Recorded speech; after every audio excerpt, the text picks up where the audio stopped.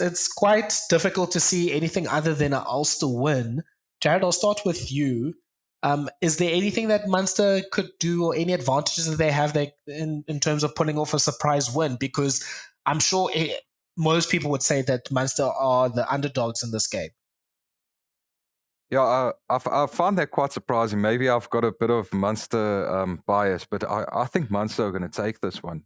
They've won their last 3 games against Ulster. It's more difficult when you go to Kingspan Stadium, but I I see this as a Munster win, and I think they're going to. Munster have gone through a lot of hurt recently. That Champions Cup exit to Toulouse, and then they weren't able to get up against.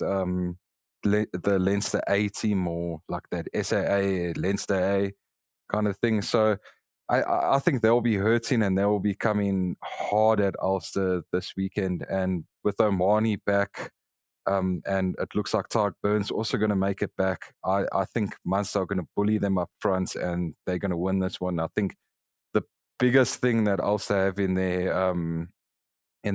armour is Dwayne Vermeulen, and the type of player that can just win those big moments for Ulster, especially on their trial line, on turnover ball and lineouts, especially. So, yeah, I'm going for a Munster win with this one. I'll throw my prediction out there straight away. Yeah, I'm 100% with you, Jared. I actually think that it'll be very close, but I'm also going with a Munster win here. I think you're right to suggest that there's going to be a key battleground in the back row. You look at a guy like Timoney and Vermeulen for Ulster. Those guys are so strong over the ball, and ultimately it was probably Timoney who killed the Sharks in that game, particularly in the first half. Every time that they got in a threatening position, he was so strong over the ball, winning turnovers.